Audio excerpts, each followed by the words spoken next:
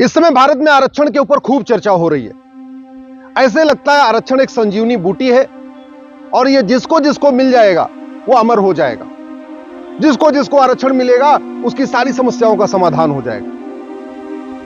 अरे भैया, संविधान सभा में जब चर्चा हुई थी आरक्षण पे, तो बाबा साहब ने खुद ही कहा था आरक्षण 10 साल के लिए होना चाहिए। चलो 10 से 20, 20 से 30, 30 से 40, 50, 60, 70 बढ़ता जा रहा है।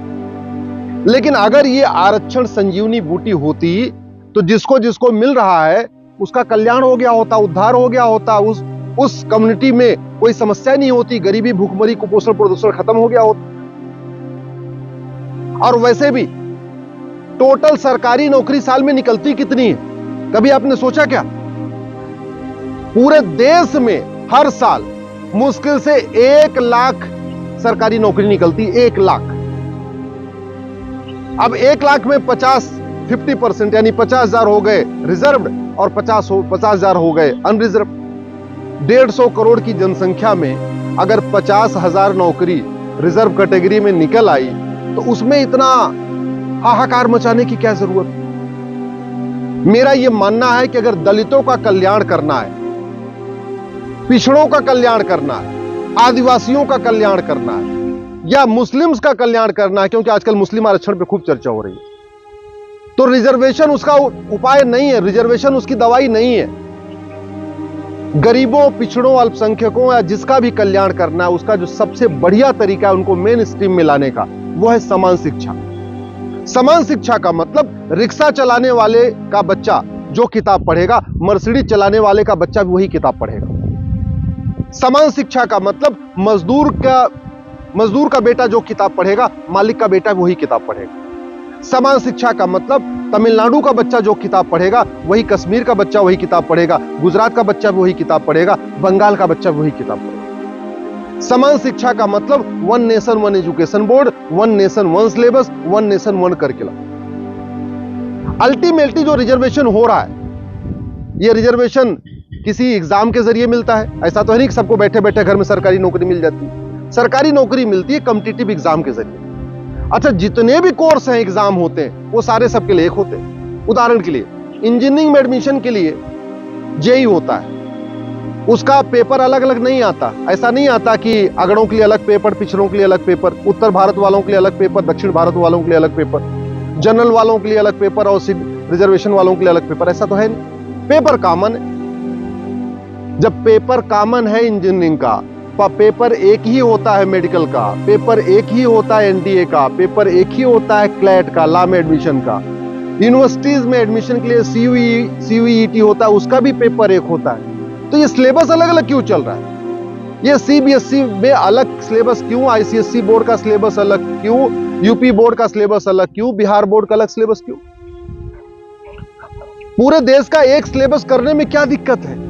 लेकिन सुबह से लेकर शाम तक रिजर्वेशन पे तू मैं करने वाले, आरोप प्रत्यारोप करने वाले कभी समान शिक्षा की बात नहीं करते। वास्तव में इस देश में अगर सबका कल्याण करना है, अगड़ों का, पिछड़ों का, दलितों का, आदिवासियों का, मुस्लिम्स का, ईसाई का, सबका कल्याण करना है, किसान का, मजदूर का, तो वो सबसे बढ़िया तरीका है भारत में समान शिक्षा लागू हो जाए। जैसे भारत में 1 नेशन 1 रेलवे बोर्ड है, एक रेलवे बोर्ड है, पूरे देश की रेलवे वही चलाता है। ऐसे 1 नेशन 1 एजुकेशन बोर्ड हो जाए, और जैसे डिविजनल रेलवे के ऑफिस होते हैं, ऐसे प्रत्येक राज्य में एजुकेशन का उसका बोर्ड हो जाएगा।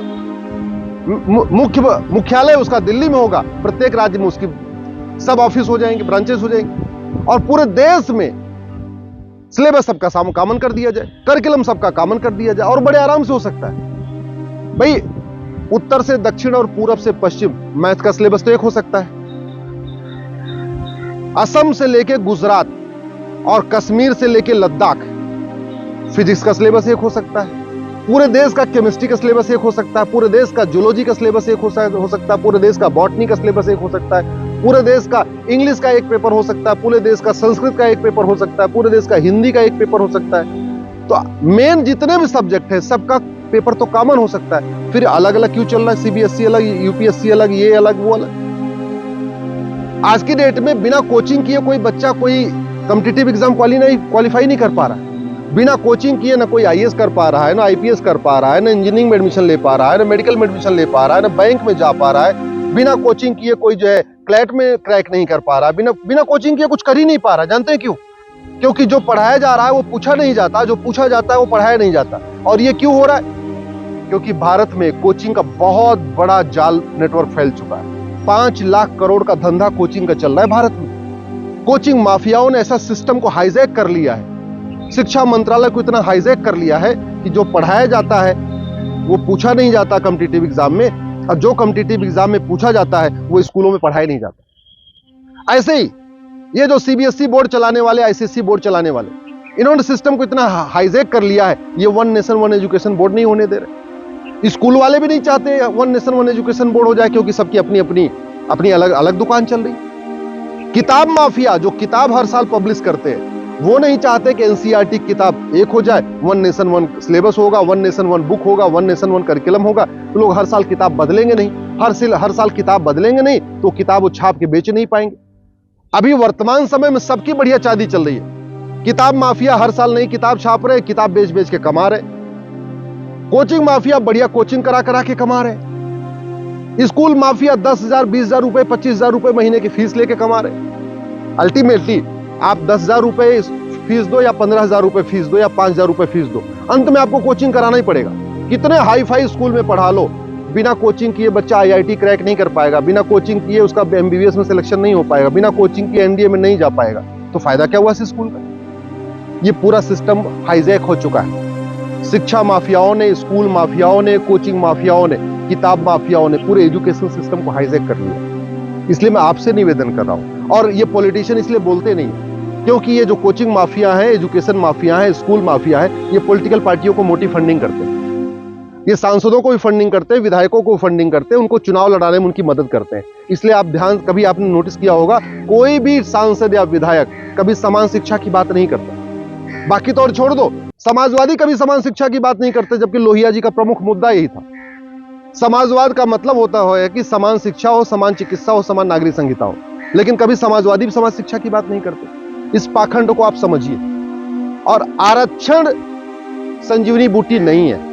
आरक्षण से अगर कल्याण होना होता तो अब तक जिनको मिल रहा था उनका कल्याण हो गया होता। अरे आरक्षण से नहीं, आरक्षण से कई गुना ज्यादा जरूरी है समान शिक्षा। समान शिक्षा होगी, आपस में जातिवाद का जहर जो फैला हुआ वो भी रुकेगा। भाई गरीब अमीर के बच्चे जब एक साथ एक स्कूल में पढ़ेंगे, उनके बीच का गैप कम होगा। समान शिक्षा से भाषावाद भी खत्म होगा। जब तमिलनाडु के बच्चे की वही किताब होगी, गुजरात के बच्चे की वही किताब होगी, हाँ अपनी अपनी भाषा में होगी, गुजरात वाला गुजराती में पढ़ेगा, महाराष्ट्र वाला मराठी में पढ़ेगा, बंगाल वाला बंगाली में पढ़ेगा, लेकिन जब सिलेबस और करिकुलम एक समान होगा तो भाषावाद भी खत्म होगा। One nation one education board होगा, one nation one syllabus, one curriculum होगा, तो पंथवाद भी खत्म होगा, कट्टरवाद भी खत्म होगा। समान शिक्षा होगी, सबको समान अवसर मिलेगा। समान अवसर फंडामेंटल राइट है, आर्टिकल 16 कहता है सबको समान अवसर मिलना चाहिए, लेकिन ये समान अवसर आरक्षण से नहीं मिलेगा, समान अवसर मिलेगा समान शिक्षा से। लेकिन जो जानते हैं कि समान शिक्षा से समान अवसर मिलेगा, वो भी नहीं बोलते। बड़े दुख की बात यह है। चलो आम आदमी समझ में नहीं आ रहा उसको कि समान शिक्षा हो सकती नहीं हो सकती। अरे भैया, अगर चीन जिसका क्षेत्रफल हमसे 3 गुना ज्यादा है, वहां समान शिक्षा हो सकती है। अमेरिका जिसका क्षेत्रफल हमसे 3 गुना ज्यादा है, वहां समान शिक्षा हो सकती है।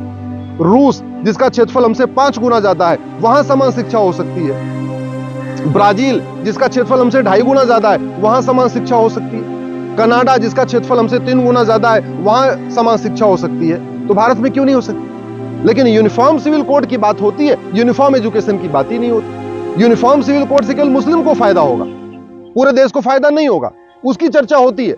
लेकिन यूनिफॉर्म एजुकेशन सिस्टम जिससे कि अगड़ों को फायदा, पिछड़ों को फायदा, दलित को फायदा, आदिवासी को फायदा, मुस्लिम को फायदा, हिंदू को फायदा, पारसी को फायदा, ईसाई को फायदा, सबको फायदा होगा। जाति, भाषा, क्षेत्र का बंधन जो गैप है वो कम होगा, लेकिन यूनिफॉर्म एजुकेशन फायदा नहीं होती, कोई चर्चा नहीं होती। इसलिए मैं आपसे निवेदन कर रहा हूं, यूनिफॉर्म एजुकेशन लागू करने की मांग करिए। इस वीडियो को अधिक से अधिक शेयर करिए।